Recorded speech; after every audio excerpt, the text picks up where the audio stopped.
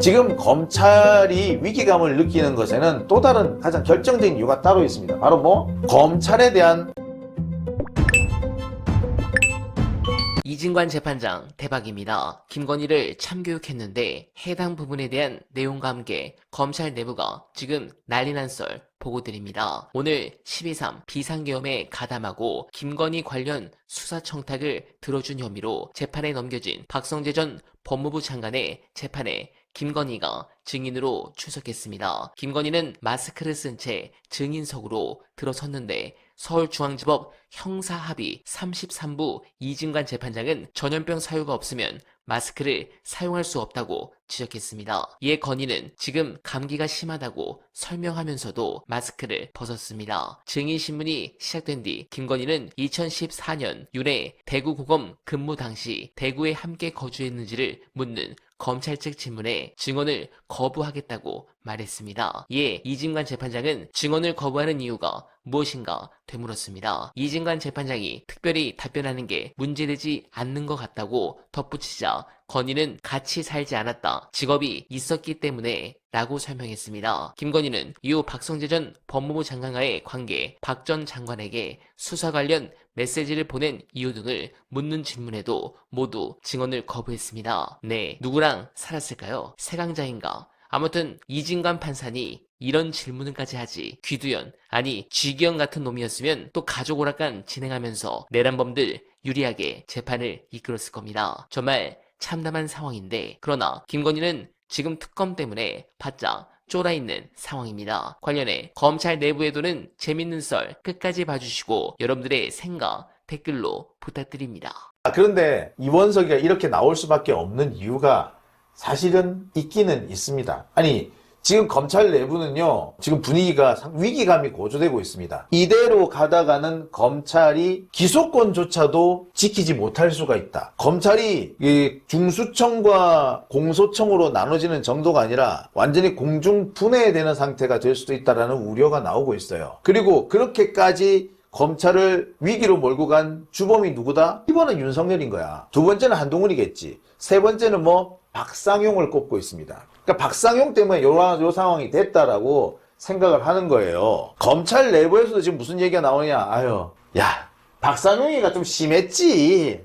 정말 수사를 하는 게 아니라 고문을 했다라는데 많은 검사들이 인정을 해요. 말을 지금 공개적으로 말 못할 뿐이지, 지금 검찰 내부에서도 그래, 박상용이가 심하긴 심했어. 야, 정말 이 정도는 심했네. 라고 합니다. 문제는 이렇게 되니까 지금 검찰 내부에 있는 이른바 정치검사들, 얘네들의 입지도 같이 흔들리기 시작합니다. 박상용이가 왜 이런 짓을 했냐고. 얘 정치검사잖아. 정치검사들이 정치질 한 거죠. 정치검사의 가장 최고 정점에 누가 있었습니까? 윤석열, 한동훈이 있었잖아. 윤석열, 한동훈의 지시에 따라서 얘네들이 움직인 거지. 그러니까 박상용이가 너무했다는 거는 결국에 윤석열, 한동훈 얘네들이 너무했다는 얘기잖아. 즉 정치검사들이 나빴네 라는 얘기가 나오는 거예요. 검찰 내부에서도 지금 이렇게 흔들리는 거야. 검찰 내부에서조차도 야, 박상용이가 이렇게까지 한 걸 보니까 야, 검찰개혁 피하기 어렵겠다, 이런 반응이 대부분입니다. 아니, 검사가 말이야, 그렇게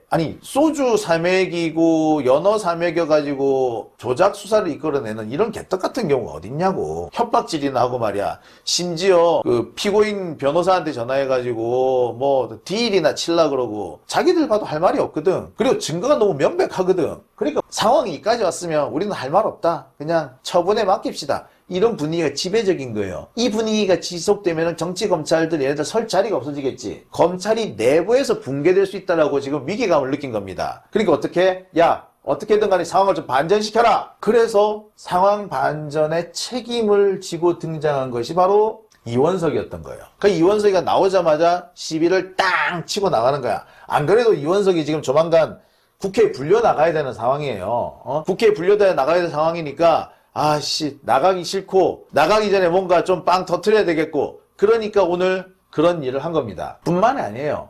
지금 검찰이 위기감을 느끼는 것에는 또 다른 가장 결정적인 이유가 따로 있습니다. 바로 검찰에 대한 특검의 수사입니다. 내란 특검은 조은석 검사 출신의 조은석 특검이 진행을 했습니다. 그죠? 그래서 검사에 대한 수사를 거의 안 했어. 근데 지금 2차 종합특검에서는 검사들이 수사 대상에 올라 버렸죠. 특히 김건희와 관련된 의혹을 집중적으로 수사할 예정이고 수사가 진행되고 있습니다. 김건희에 관련 의혹, 그러니까 김건희를 당시 윤석열 때 검찰이 수사를 하면서 봐주기 수사를 하잖아요. 이게 뭡니까? 이 국정농단이거든요, 사실. 그리고 이 국정농단에 어떤 검사들이 왜 관여를 했는가 이거 철저하게 수사를 해야 되겠죠. 이 수사가 지금 종합특검에 의해서 진행이 되고 있는 거야. 양평 고속도로 의혹 이거 검찰이 마지막까지 수사를 안 합니다. 끝까지 수사를 안 했어요. 뿐만 아니라 이 국정원 대북송금 관련된 문건 일부러 선별해가지고 진짜 중요한 증거는 빼버리고 왜곡할 수 있는 것만 쏙쏙 뽑아내갔잖아요. 이게 뭡니까? 다 김건희가 배후에 있는 거란 말이야. 김건희가 배후에 있으면서 검찰이 한 짓이죠. 그러니까 지금 종합특검의 수사는 검찰을 향하고 있는 겁니다. 검찰을 향하고 있으면 누구 걸리겠어? 걸릴 때 제일 먼저 걸리는 게 이원석이 걸리는 거야. 아무리 지가 뭘 어쨌다 하더라도. 그러니까 이원석 입장에서는 먼저 선제적으로 치고 나갈 수밖에 없었던 거예요. 그게 오늘 있었던 이원석의 발표였던 겁니다. 심지어 종합특검에서는 김건희 사건 무마와 관련해가지고 특검보를 추가로 임명을 해야 되겠다라는 얘기까지 합니다. 이건 수사팀을 새로 하나 보강한다는 얘기죠. 특검보를 추가한다는 것은 수사팀을 보강한다는 얘기예요. 뭐겠어요? 검찰로서는 위기감을 느끼는 게 당연합니다. 네, 공감합니다. 그리고 갑자기 쫄보가 한 마리 나오기 시작했죠. 이원석 전 총장이 갑작스럽게 국정조사를 보복 강압수사라고 비난한 것은 국정조사와 특검 수사가 자신을 포함한 검찰 수뇌부로 향하고 있기 때문이라고 보여집니다. 특히 김건희를 보호하기 위한 선제적 등판으로 해석할 수 있겠습니다. 그런 부분에서 이제 저들을 정말 끝내버려야 합니다. 한 사람을 주범으로 엮기 위해 주변 피의자들을 불러다 가명을 미끼로 회유하고 가족을 볼모로 협박합니다. 이것은 법치주의 국가의 수사가 아닙니다. 인디언 기우제 지내듯 비가 올 때까지 사람을 털고 없는 비도 인공강우로 만들어내는 지독한 인지극이자 사냥입니다. 진실을 밝히는 것이 목적이 아니라 이미 답안지를 써놓고 거기에 맞춰 피의자들의 진술을 강제로 끼워 맞추는 조작 공장, 그 악취나는 공장의 컨베이어 벨트가 녹취록이라는 스모킹건을 통해 백일하에 폭로된 것입니다. 여러분, 국가 공권력을 사유하에 정적을 사냥하고 들통나면 개인의 일탈로 치부하며 꼬리를 자르는 저 낡고 비겁한 카르텔의 수법에 우리는 더 이상 속지 않습니다. 주권자의 매서운 눈초리를 오직 저 기획의 설계자인 윗선의 고정에 살아있는 권력의 외풍을 차단하고 기어코 진실을 쟁취하는 그날까지 저 역시 끝까지 목소리를 내겠습니다. 여러분들은 어떻게 생각하십니까? 공감하셨다면 소중한 원할바 후원 부탁드립니다. 댓글에 고정된 내용을 통해 많은 사랑 부탁드리며 원할바는 오늘도 최선을 다하겠습니다. 여러분 고맙습니다.